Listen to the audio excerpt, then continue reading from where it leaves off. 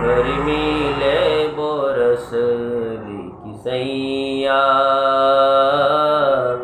हरि मिले बोरस की सैया।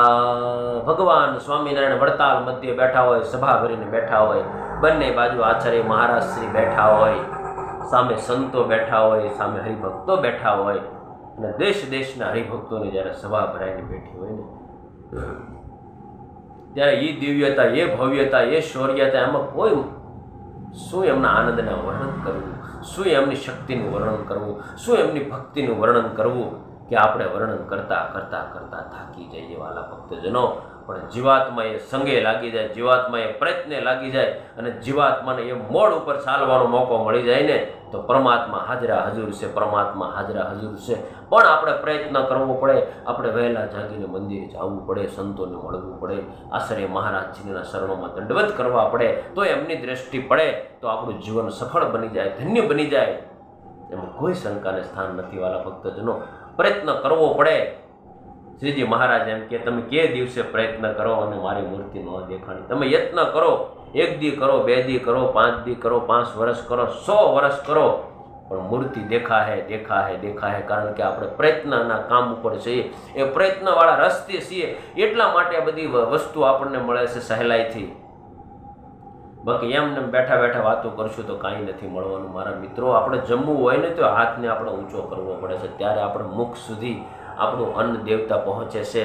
માટે ફરી ફરીને કહું છું કે પોઝિટિવિટીના મોડમાં રહેજો, સારા ફાઉન્ડેશનની અંદર રહેજો, સારા મિત્રોના સર્કલની અંદર રહેજો, તો તમને નેગેટિવિટીનો પાસ નહીં લાગે, નેગેટિવિટીનો કાટ નહીં લાગે। હંમેશા પોઝિટિવિટીમાં રહ્યો, પછી તમે બિઝનેસના સર્કલમાં હોવ કે સાંસારિક સર્કલમાં હોવ કે સ્ટુડન્ટના રૂપમાં હોવ કે કોઈ પણ સ્ટેટ કે સ્ટેજની ઉપર તમે હોવ, ત્યાં તમે હંમેશા પોઝિટિવિટીના મૂડમાં રહેજો મિત્રો। કારણ કે પોઝિટિવિટી છે ને એ જ જીવનના પ્રાણનો, એ જ જીવન પ્રાણ છે, એ જ જીવનનો આધાર છે, અને આધાર જ આપણું જીવન બની જાય। અને જીવન જ્યારે બની જાય ને ત્યારે એમાં કોઈ શંકા રહેતી નથી, કોઈ શંકાને સ્થાન રહેતું નથી।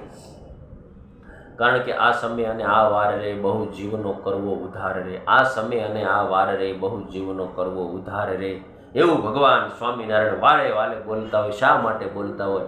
પરમાત્મા કહે મારે તો આ વખતે અનંત કરોડ મનવારો ભરીને ધામમાં લઈ જવાશે, પણ જો આપણી તૈયારી હોય તો પરમાત્મા આપણી સાથે છે, જો આપણી તૈયારી હોય તો પરમાત્મા આપણી સતત સાથે જ છે।